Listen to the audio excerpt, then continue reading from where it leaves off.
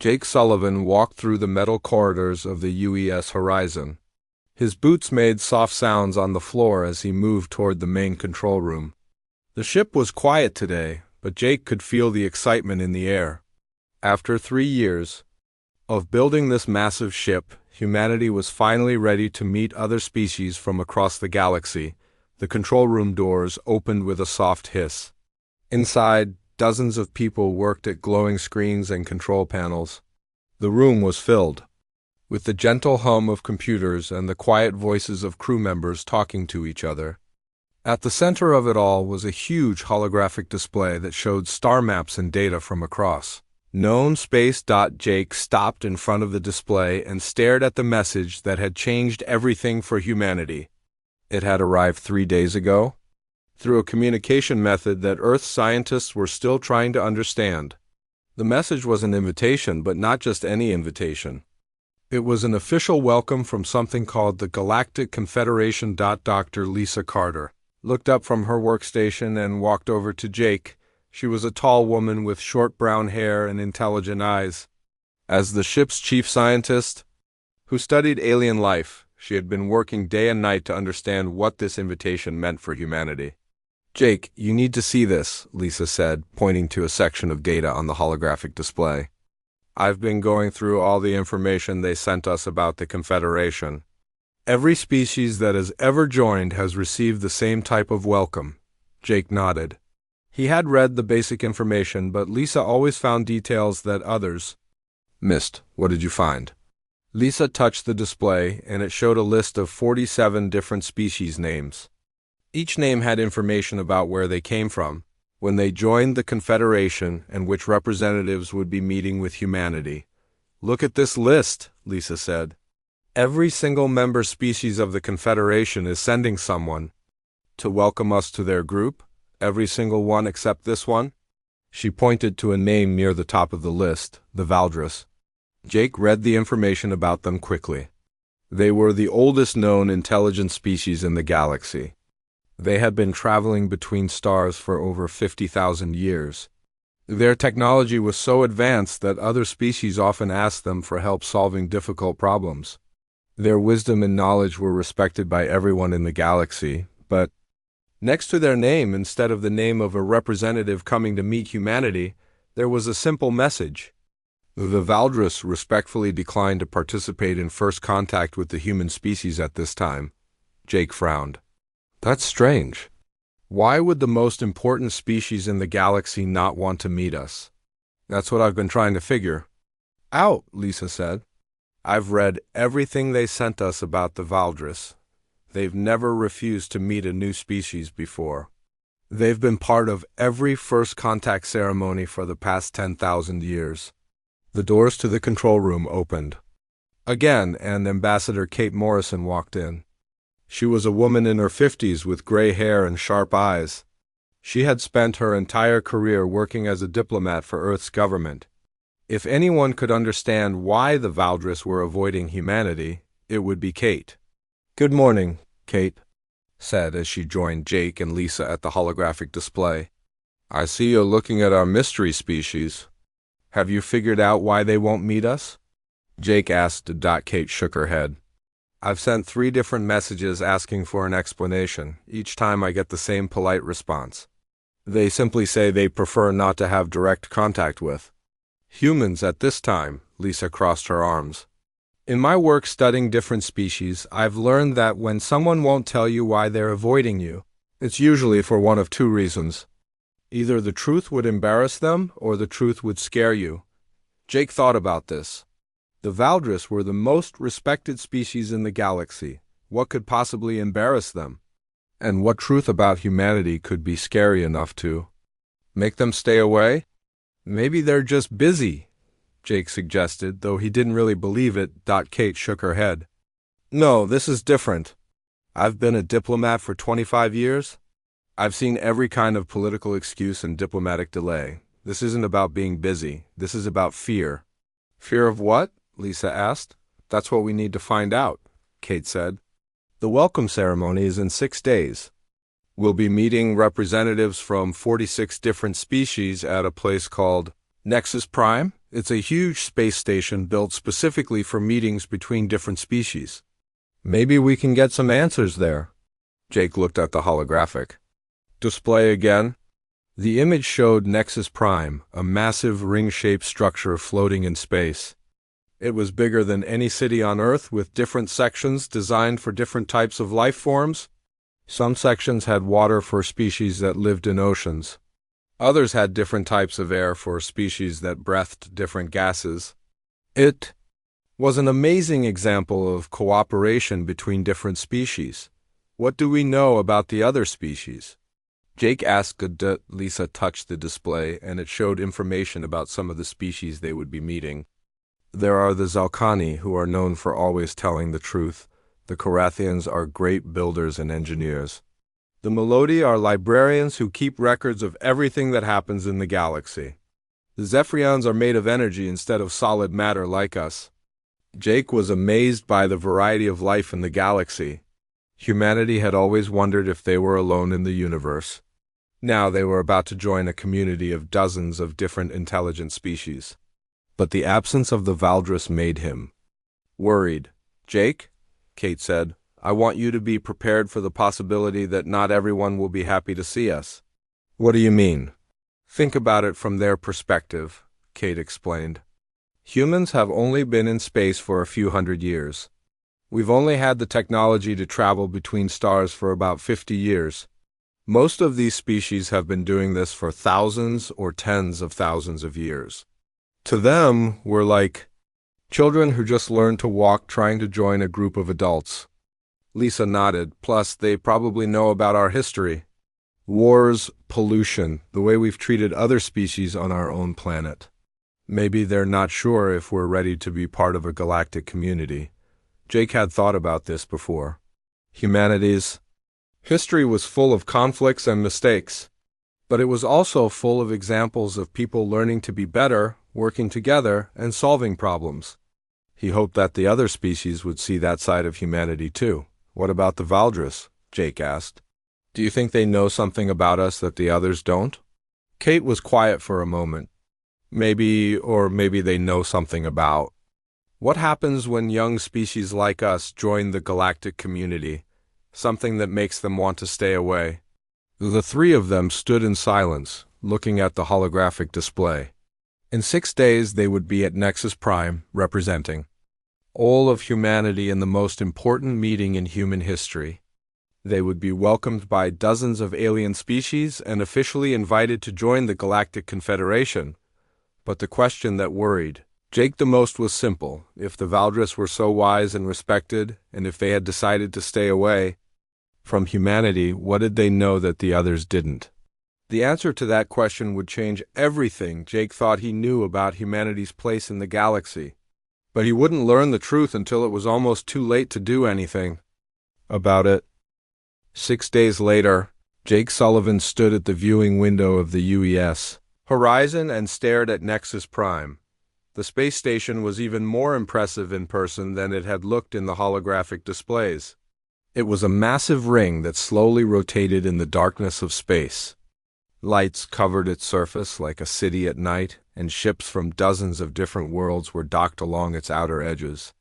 It's beautiful, said Dr. Lisa Carter as she joined Jake at the window. I've never seen anything like it. Neither have I, Jake replied. It's hard to believe that so many different species work together to build something this big. The UES Horizon moved slowly toward one of the docking ports. Jake could see other ships nearby, and none of them looked anything like human designs. Some were long and thin like needles. Others were round like spheres. One ship seemed to be made entirely of crystal, and another appeared to change colors as he watched it. Ambassador Kate Morrison's voice came over the ship's communication system. All personnel, we will be docking in 15 minutes. Remember, this is the most important day in human history. We are representing not just ourselves, but all of humanity. Let's make a good impression. Jake walked to the docking bay where the rest of the diplomatic team was waiting. Besides Kate and Lisa, there was Commander Peter Hayes, the ship's security officer.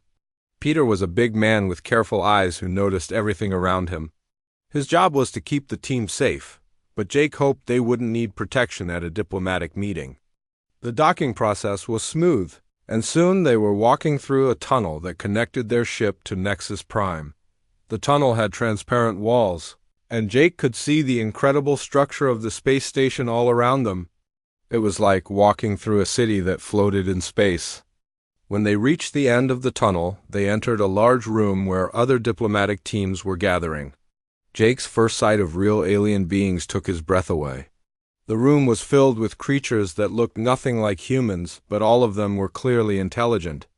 Near the entrance, a group of tall, thin beings with skin that looked like crystal were talking quietly among themselves. Their voices sounded like musical notes. A little further away, several creatures that looked somewhat like large insects were examining holographic documents with their many arms. "The crystal beings are Zelkani," Lisa whispered to Jake.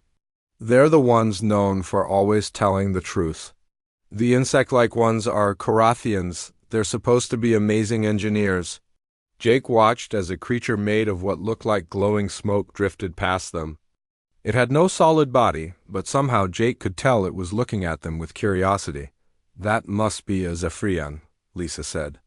"They're made of energy instead of matter like us." Ambassador Kate led their team toward the center of the room, where a large holographic display showed the schedule for the welcome ceremony. As they walked, Jake noticed something strange. Conversations seemed to stop when the human team got close to other groups. Aliens who had been talking normally would suddenly become quiet and look away. "Is it just me, or does it feel like everyone is staring at us?" Jake asked Peter quietly. Peter nodded. "I've noticed it too. We're definitely getting more attention than the other new species."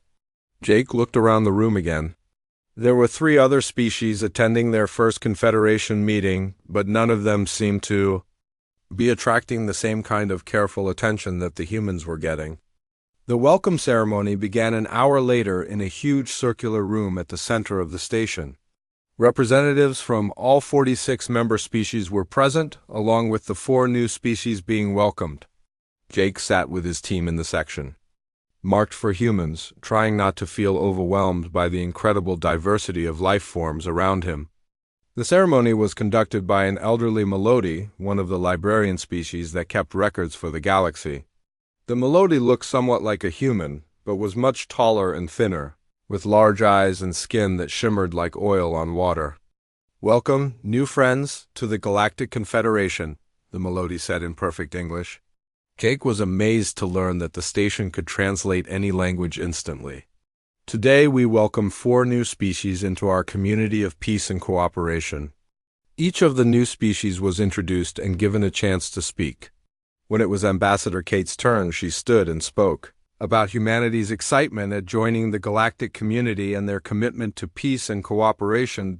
Jake listened to the polite applause that followed Kate's speech, but he noticed that it seemed quieter than the applause for the other new species. Maybe he was imagining it, but it felt like the other species were being careful around the humans. After the ceremony, there was a reception where all the species could meet and talk informally. Jake found himself standing near a group of Zelkani, the crystal beings that Lisa had said always told the truth. "Excuse me," Jake said to one of them. "I'm Jake Sullivan from Earth. I wanted to thank you for welcoming us to the Confederation." The Zelkani turned toward him, and Jake could see his own reflection in the creature's crystal-like face. "You are welcome, Jake Sullivan of Earth. We hope your species will find happiness in the galactic community. I have a question, if you don't mind," Jake said. "We noticed that the Valdris chose not to attend today. Do you know why they decided not to meet us?" The Zelkani was quiet for a moment, and Jake noticed that the creature's skin began to change color slightly, shifting from clear crystal to a pale blue. "The Valdris are very old," the Zelkani finally said. "They have seen much in their long existence. Perhaps they simply wish to observe your species from a distance before making contact." Jake could tell that the Zelkani was being careful with his words. Lisa had said that this species always told the truth, but it seemed like this one was choosing not to tell the whole truth. "Is there something about humans that concerns them?" Jake asked. The Zelkani's color shifted to a deeper blue, which Jake guessed meant the creature was uncomfortable. I cannot speak for the Valdris, Jake Sullivan. They make their own decisions for their own reasons. Before Jake could ask another question, the Zelkani excused himself and moved away. Jake watched him go, feeling more confused than before. Later in the evening, Jake was getting some food from one of the stations set up around the reception area when he overheard part of a conversation between two Korathians. They were speaking in their own language, but the station's translation system let him understand their words. Just like the Valdris predicted would happen, one of them was saying. The humans don't know yet, do they? The other replied, know what? The first one asked, but before the second Korathian could answer, they noticed Jake standing nearby and quickly changed the subject to something about engineering projects. Jake felt a chill run down his spine.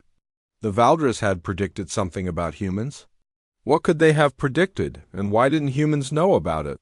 He found Peter near the viewing windows and told him what he had overheard. That's the third strange conversation I've noticed tonight, Peter said. Something's not right here, Jake. These species are welcoming us, but there's an undercurrent of worry or fear. Fear of what? That's what we need to find out. Jake looked out the window at the stars beyond Nexus Prime, somewhere out there. Was the Valdris homeworld, and on that world lived the oldest and wisest species in the galaxy. They had chosen not to meet humanity, and apparently they had predicted something about humans that made other species nervous. Ambassador Kate joined them at the window. How are you two doing? Kate, something's wrong, Jake said. The other species are acting strange around us. They're polite, but it's like they're afraid of something. Kate nodded slowly. I've noticed it too. Several species have made comments about hoping we'll be different or better. When I ask what they mean, they change the subject. The Valdris predicted something about us, Peter said. I heard two Korathians talking about it. Kate was quiet for a long moment, looking out at the stars. In my experience as a diplomat, when people are afraid to tell you something, it's usually because the truth is either embarrassing for them or dangerous for you. Which do you think this is? Jake asked. I'm starting to think it might be both, Kate replied. The Valdris have a reputation for being wise and careful. If they're staying away from us, and if they've predicted something about humanity that has other species worried, then we need to find out what it is. Jake stared out at the darkness of space.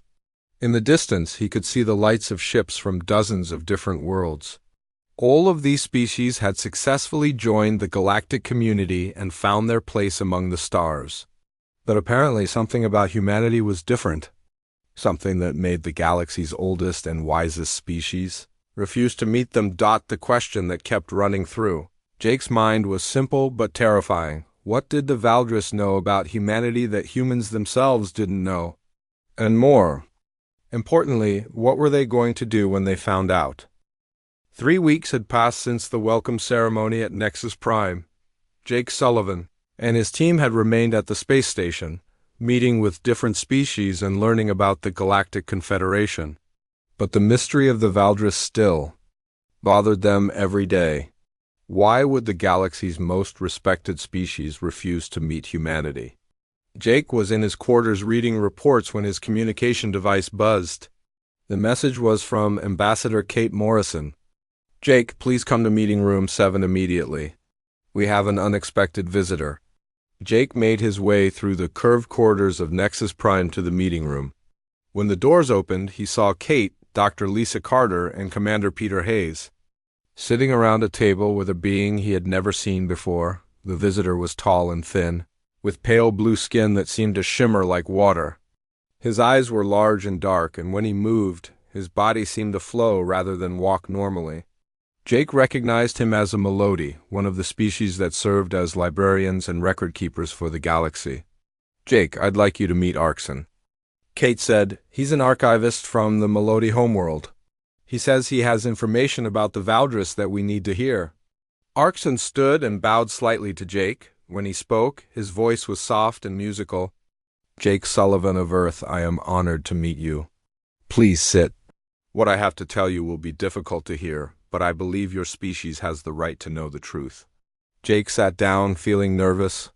The way Arkson spoke made it sound like he was about to deliver bad news. My people are the keepers of galactic history, Arkson began. We maintain vast libraries that contain records of everything that has happened in this galaxy for the past 100,000 years. We remember events that other species have forgotten. We keep records of civilizations that no longer exist. Arkson paused and looked at each of the humans in turn. The Valdris refuse to meet you because you remind them of another species. A species that they were forced to destroy long ago. The room became very quiet. Jake felt his heart beating faster. What do you mean, destroy? Arkson's form seemed to shimmer with sadness. 47,000 years ago, the Valdris encountered a species called the Terrix. Like humans, the Terrix were bipedal beings who had recently achieved faster than light. Travel, like humans, they were intelligent, curious, and ambitious. The Valdris, who were younger then and more willing to get involved in galactic affairs, welcomed the Terrix with open arms. Lisa leaned forward. What happened to them? At first, everything went well, Arkson continued. The Terrix learned quickly. From the other species in the Confederation, they developed new technologies at an amazing speed. Within a few hundred years, they had advanced far beyond what most species achieved in thousands of years. That sounds like a good thing, Jake said. Arkson shook his head slowly. It should have been. But power came too quickly to the Terrix. They began to believe that their rapid advancement meant they were superior to other species. They started to see the rest of us as primitive, as obstacles to their progress. Kate crossed her arms. They became aggressive? Worse than aggressive, Arkson replied. They became convinced that the galaxy needed their guidance. They believed that other species were holding back progress, that the galaxy would be better if the Terrix were in control of everything. Peter frowned. So they tried to take over? They did more than try, Arkson said. The Terrix developed weapons that could destroy entire planets. They built ships that could travel faster than anything else in the galaxy. They began conquering other species, claiming they were bringing order and progress to primitive civilizations. Jake felt sick to his stomach. How many species did they conquer? 17 species were completely enslaved, Arkson answered. 12. More were partially conquered before they could resist. The Terrix didn't see this as conquest, though. They genuinely believed they were helping these species by bringing them under Terrix control. The room was silent for a moment.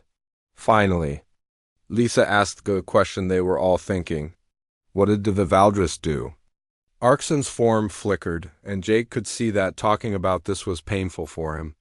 The Valdris tried everything else first. They attempted diplomacy, offered to share their own advanced technology, even tried to find compromise solutions. But the Terrix had become convinced that they knew what was best for everyone in the galaxy.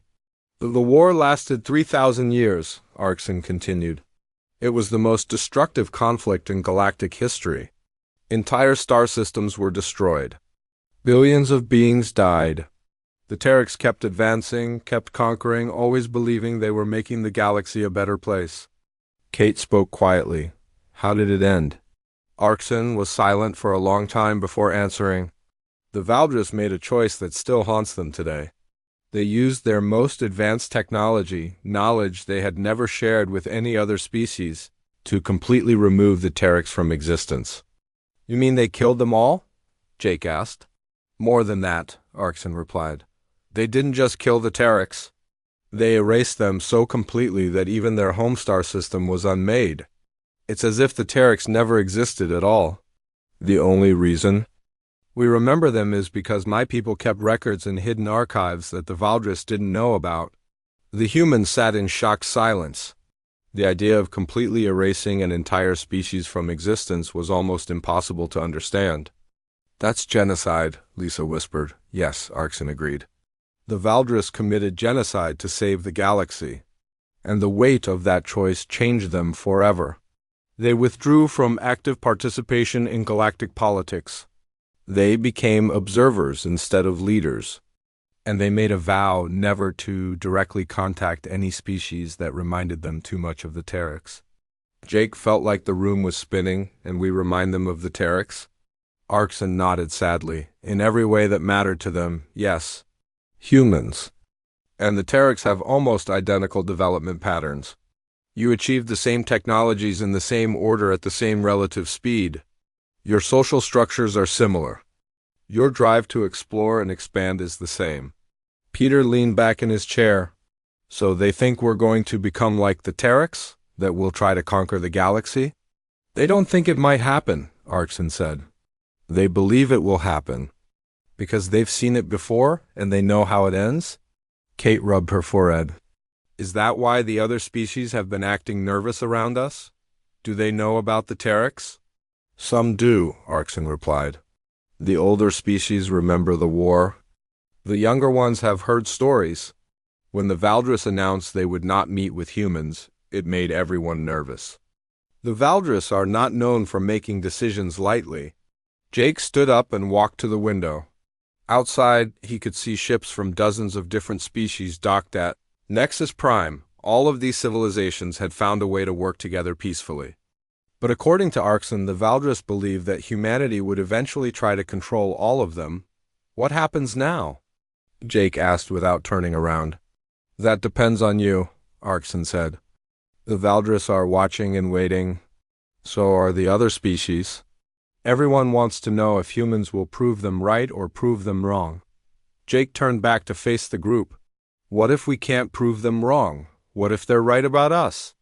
Arkson was quiet for a moment.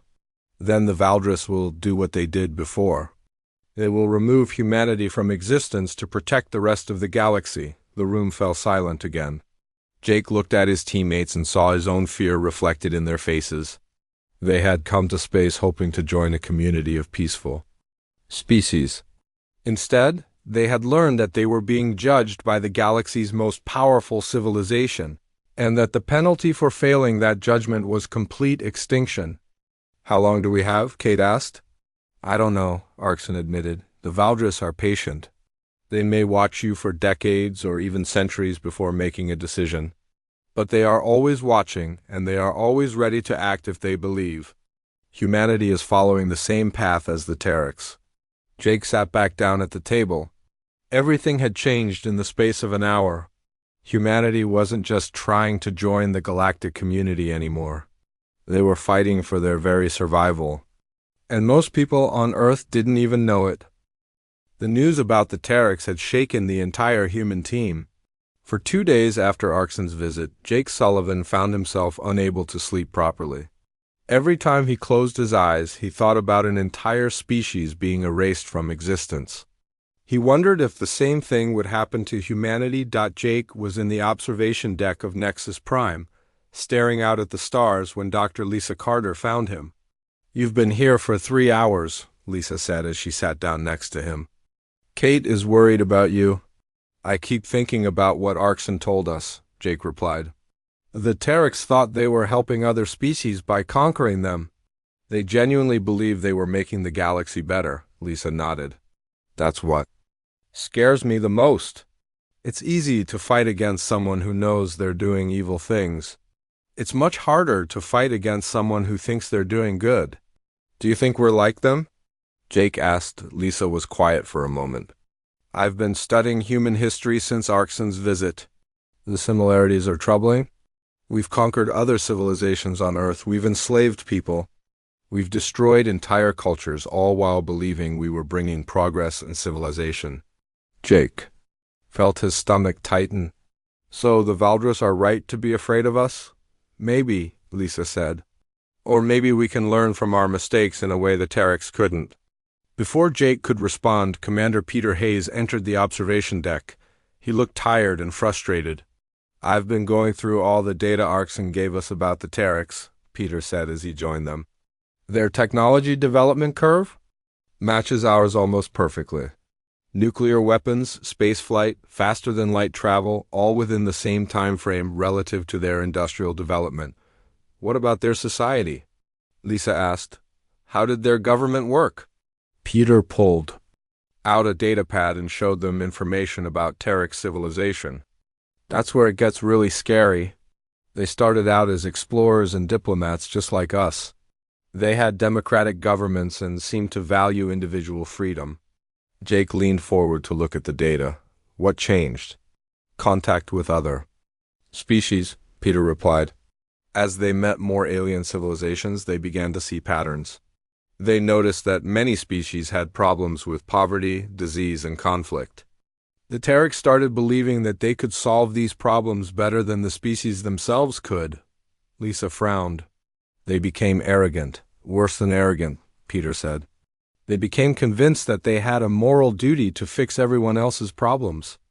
They started offering help, then demanding to be allowed to help, then finally just taking control to force their help on others. The three humans sat in silence, thinking about the implications. Jake could see how easy it would be for humanity to follow the same path. Humans already had a tendency to believe their way of doing things was the best way. What would happen when they encountered alien species with different values and methods? There's something else, Peter said. I've been analyzing the military records from the Terex War. Their weapons technology was incredibly advanced, but their tactics were surprisingly familiar. What do you mean? Jake asked. They fought like humans, Peter explained. Same strategies, same approaches to warfare. If I didn't know better, I'd think these records were from human military operations. The observation deck doors opened, and Ambassador Kate Morrison walked in. She looked like she hadn't slept much either. I have news, Kate said, both good and bad. The three others turned to look at her. The good news is that I've made contact with a species that actually fought against the Terex, Kate said. They're called the Zephyrians, the energy beings. We saw at the welcome ceremony. They've agreed to share their records of the war with us. What's the bad news? Lisa asked. Kate's expression grew serious. The bad news is what those records show. I've spent the last day reviewing their data, and it's worse than we thought. Kate activated a holographic projector and showed them images from the Zephyrian archives. The images showed the Terex as they appeared at different stages of their development. In the early images, they looked almost exactly like humans, but with slightly different facial features and skin color. These are from when the Terex first achieved space travel, Kate said. They were explorers, scientists, diplomats. They approached other species with curiosity and respect. The next images showed Terex settlements on other worlds. They were working alongside alien species, sharing technology and knowledge. This is from about 200 years after first contact, Kate continued. The Terex were still cooperative. Partners? They were helping other species solve problems and sharing their discoveries freely. But the following images showed a change. The Terex settlements were larger and more dominant. Alien species appeared to be working for the Terex rather than with them. This is where things started to go wrong, Kate said. The Terex began to believe that their rapid advancement proved they were naturally superior.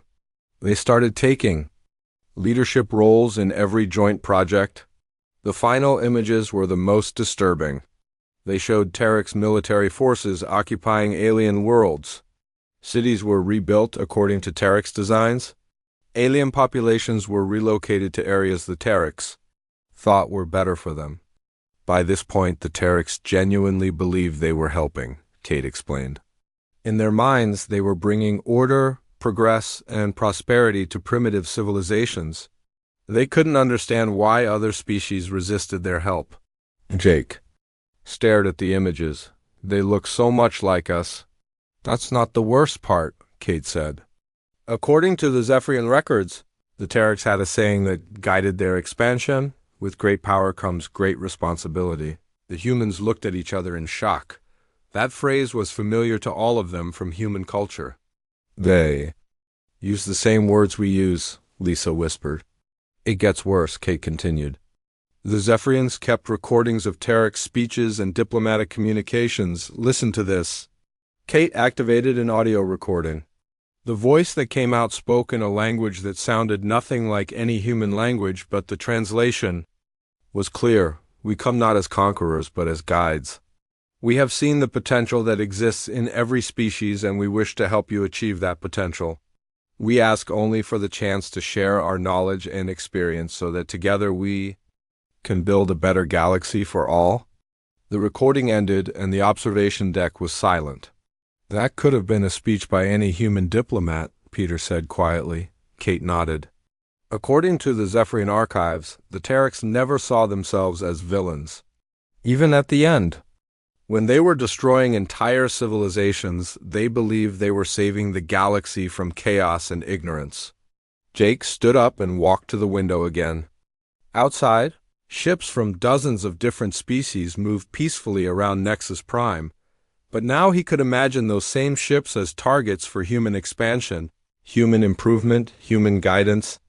"The Zephyrians told me something else," Kate said. "They said the hardest part about fighting the Terrans wasn't their technology or their military strength. It was the fact that sometimes the Terrans were right." "What do you mean?" Lisa asked. "Some of the species the Terrans conquered really were struggling with problems the Terrans could solve," Kate explained. "Some of their worlds really were better after Terrans' occupation. The Terrans weren't completely wrong about everything. That's what made them so dangerous." Jake turned back to the group. "Because they could always justify their actions." "Exactly," Kate said. "Every conquest was a rescue mission. Every occupation was a development project. Every act of control was an act of helping." The four humans sat in the observation deck, surrounded by the peaceful activity of the galactic community, but feeling more isolated than ever. They had learned that their species was being judged not just on what they might do, but on what another species exactly like them had already done. "What do we do now?" Jake asked. Kate was quiet for a long moment. "I think we have three choices. We can go home and prepare Earth for a possible conflict with the Valdris. We can stay here and try to prove we're different from the Terrans. Or we can do something that no species has ever done before." "What's the third option?" Peter asked. Kate looked at each of them in turn. "We can ask the Valdris to teach us how not to become the Terrans." The idea was so simple and so terrifying that none of them spoke for several minutes. Finally, Jake broke the silence. "You want us to go to the species that destroyed the Terrans and ask them for help?" "I want us to go to the species that saved the galaxy," Kate corrected. "And I want us to ask them to help us save it again by teaching us how to be better than we are." Jake looked out at the stars again. Somewhere out there was the Valdris homeworld, and on that world lived beings who had made the hardest choice in galactic history. The question was whether they would be willing to help humanity avoid making the same mistakes that had doomed the Terrans, or whether they had already decided that some lessons could only be taught through extinction. The decision to contact the Valdris was not easy. For 3 days, Jake Sullivan and his team argued about whether it was the right choice. Commander Peter Hayes thought they should return to Earth immediately and warn humanity about the threat. Dr. Lisa Carter wanted to study the Valdris from a distance first. But Ambassador Kate Morrison was firm in her belief that direct contact was their only hope. "We can't run from this," Kate said during their final meeting. "If the Valdris have already decided we're like the Terrans, then hiding won't change their minds, and if they haven't decided yet, then this might be our chance to prove we can be different." Jake found himself agreeing with Kate, though the idea terrified him. "They're not our enemies," he said. "They're the galaxy's protectors. Maybe if we approach them honestly, they'll listen." The message they sent was simple and direct. Kate composed it herself, choosing each word carefully. "To the honored Valdris, we are the human delegation at Nexus Prime. We have learned about the Terrans and understand why you declined to meet with us. We do not ask you to trust us or to believe that we are different. Instead, we ask you to teach us how to become different. We wish to learn from your wisdom so that we might avoid the path that led to the Terrans' destruction. We offer ourselves not as equals, but as students seeking guidance from those who have seen where our current path leads." The message was sent through multiple channels. Orcs agreed to include it in the Melody Archive network. The Zephyrians transmitted it through their energy communication system. Even some of the Zalkani offered to carry the message through their diplomatic channels. For 2 days, there was no response. Jake began to wonder if the Valdris had simply ignored their request. But on the third day, sensors at Nexus Prime detected something that made everyone on the station stop what they were doing. A single ship had appeared at the edge of the star system. It was unlike anything Jake had ever seen. The ship seemed to be made of a material that bent light around it, making it difficult to look at directly. It was beautiful and terrifying at the same time. "That's a Valdris vessel," said the station commander. "A Korathine named Vex who had been running Nexus Prime for over a century. I have never seen one this close before." The ship moved slowly toward the station, and as it got closer, Jake could see that it was enormous. It was easily 10 times the size of the UES Horizon, but it moved through space with the grace of something alive. The communication came not in words, but as a direct transmission to the human team's quarters. When Jake heard the voice, he knew immediately that he was listening to something ancient and powerful. "Humans of Earth," the voice said, "we have received your message. We will meet with you, but not as you might expect. You have asked us to be your teachers, and we accept this role. But understand that learning from us will not be comfortable or easy. Are you prepared to face truths about your species that you may not wish to hear?" Kate responded immediately. "We are prepared to learn, no matter how difficult the lessons might be." There was a long pause before the Valdris replied, "Very well. We will send a representative to meet with you. But this meeting will not take place on Nexus Prime. You will come to our ship." An hour later, Jake found himself in a small shuttle, with Kate, Lisa, and Peter traveling toward the Valdris vessel. As they got closer, the ship seemed to grow larger and larger until it filled their entire view. A docking bay opened in the side of the ship, and their shuttle was gently pulled inside by some kind of force field. When they stepped out of the shuttle, Jake was amazed by what he saw. The inside of the Valdris ship was like a garden floating in space. Plants and trees grew everywhere, but they were unlike any Earth plants Jake had ever seen. Some glowed with soft light. Others seemed to move on their own, reaching toward the humans as they passed. Their guide was waiting for them in the center of the garden chamber. The Valdris was tall and thin, with pale skin that seemed to shimmer like starlight. Its eyes were large and dark, and when it looked at Jake, he felt like it was seeing not just him, but everything he had ever done or might ever do. "I am Valdris Prime Kalen," the being said. "I have lived for over 8,000 of your years, and I was present during the final battle with the Terrix. I volunteered to meet with you because I remember what it was like to hope that a species could change." Kalen led them to a circular room with transparent walls that showed the stars outside. In the center of the room was a table, and on the table was a device that Jake didn't recognize. "Before we begin," Kalen said, "you must understand something. We did not want to destroy the Terrix. We tried for 3,000 years to find another way. We offered them partnerships, shared our technology with them, even agreed to let them govern some regions of space if they would stop their expansion." The device on the table began to glow, and suddenly the room filled with images. Jake saw the same historical records they had reviewed before, but these were from the Valdris perspective. "The Terrix were not evil," Kalen continued. "They were genuinely trying to help other species. But they could not see that their help was becoming control, and their control was becoming tyranny." The images showed Valdris diplomats meeting with Terrix leaders, trying again and again to make them understand the harm they were causing. "The tragedy of the Terrix was not that they were monsters," Kalen said. "It was that they were so similar to us. They wanted to explore, to learn, to grow, but they also wanted to fix everything they saw as broken, and they began to see everything that was different from them as broken." Jake watched the images and felt sick. He could see how easy it would be for humanity to follow the same path.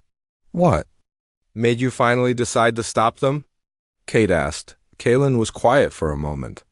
"When they began to improve other species by changing their biology. They had decided that many alien forms of life were inefficient, so they began forcing genetic modifications on entire populations. They called it optimization. We called it the destruction of what made each species unique. The images changed. To show the final battle, Jake saw Valdris ships surrounding the Terex home system, and he saw the moment when the decision was made to use their ultimate weapon. "We removed them from existence not out of anger, but out of necessity," Kalen said, "and we have regretted that choice every day since." Lisa leaned forward. "Why are you telling us this?" "Because you asked us to teach you," Kalen replied. "And the first lesson is this: the path to tyranny is paved with good intentions. The Terex never intended to become the enemy of the galaxy.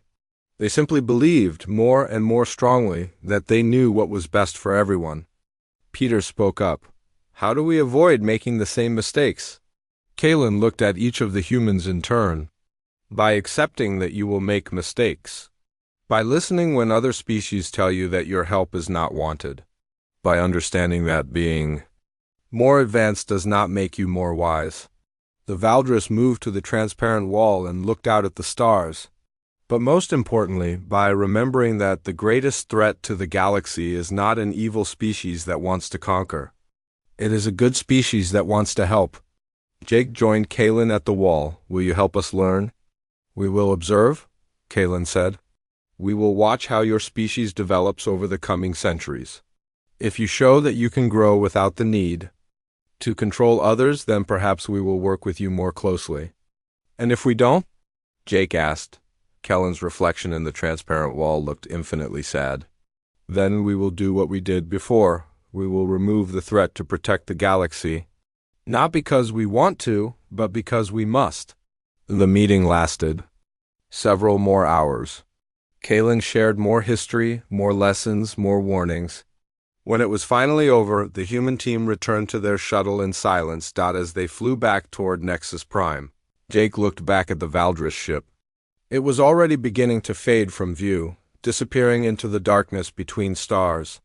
"They're giving us a chance," Kate said quietly. "They're giving us a test," Peter corrected. Jake nodded.